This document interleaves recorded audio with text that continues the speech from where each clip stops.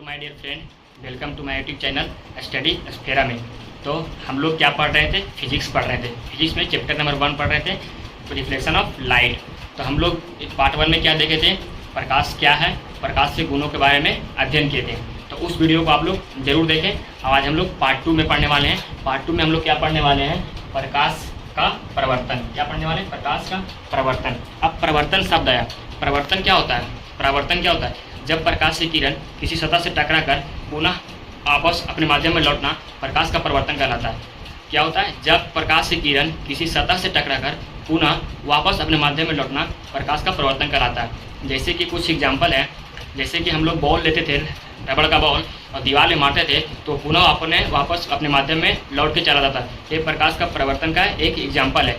इसी तरह हम लोग बचपन में सेकेंड एग्जाम्पल बचपन में देखते थे कि जब हम लोग ऐनक रखते थे और जब सूर्य की किरण को ऐनक पे पड़ता था तो यहाँ से रेज होता रिफ्लेक्टेड होकर किसी दोस्त के आँख तक हम लोग पहुँचाते थे। तो ये भी हम लोग बचपन में खेलते खेलते ऐसा भी देखते थे, लेकिन वो भी प्रकाश का प्रवर्तन का एक एग्जाम्पल है। तो हम लोग जो लिखे हैं वो देखते हैं आज क्या लिखे। क्या लिखे? जब प्रकाश का किरण किसी सतह से टकराकर पुनः उसी माध्यम में वापस लौटना प्रकाश का प्रवर्तन कहलाता है। प्रकाश का प्रवर्तन कहलाता है, जो हमने बोली हुई। और फिर सेकेंड पॉइंट क्या है? सबसे पहले जो प्रकाश का प्रवर्तन होने का सबसे मेन रीज़न है वो क्या होना? जो सतह होना चाहिए वो चिकनी होनी चाहिए, पॉलिशदार होनी चाहिए। सतह जितना चिकना होगा उतना ज़्यादा प्रकाश का प्रवर्तन होगा। यही चीज़ लिखे हम लोग कि जब कोई चमकीली सतह या दर्पण पर टकराता है तो उसकी चमक हमें दिखाई देती है। जैसे कि एक फिगर है, इस फिगर को ध्यान से देखिएगा। जैसे कि एक कोई सरफेस है, इस पे प्रकाश की किरण पड़ रही है, प्रकाश की किरण पड़ रही है। उस किरण को क्या बोलते हैं? आपतित किरण बोलते हैं। प्रकाश से आने वाली किरण को आपतित किरण बोलते हैं। और इस सतह से टकराकर वापस लौट जाता है किरण तो उसको बोलते हैं परावर्तित किरण।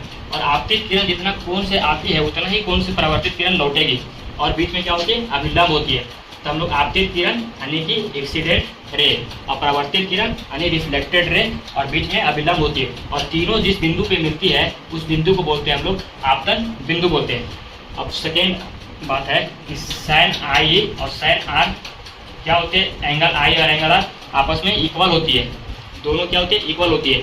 तो आज के और फिर हम देखेंगे प्रकाश के प्रवर्तन के कितने नियम होते हैं उसके बारे में आगे देखते हैं। आगे क्या देखने वाले हैं? प्रकाश के प्रवर्तन के कितने नियम होते हैं? तो प्रकाश के प्रवर्तन के 2 नियम होती है। कितने नियम होती है? 2 नियम होती है। उसमें पहला नियम क्या बोलता है कि आपतित किरण, परावर्तित किरण और अभिलंब तीनों एक ही बिंदु पे होना चाहिए। ये प्रकाश का प्रवर्तन का फर्स्ट नियम है। सेकेंड नियम क्या कहता है? आपतन कोण, परावर्तन कोण दोनों बराबर होने चाहिए।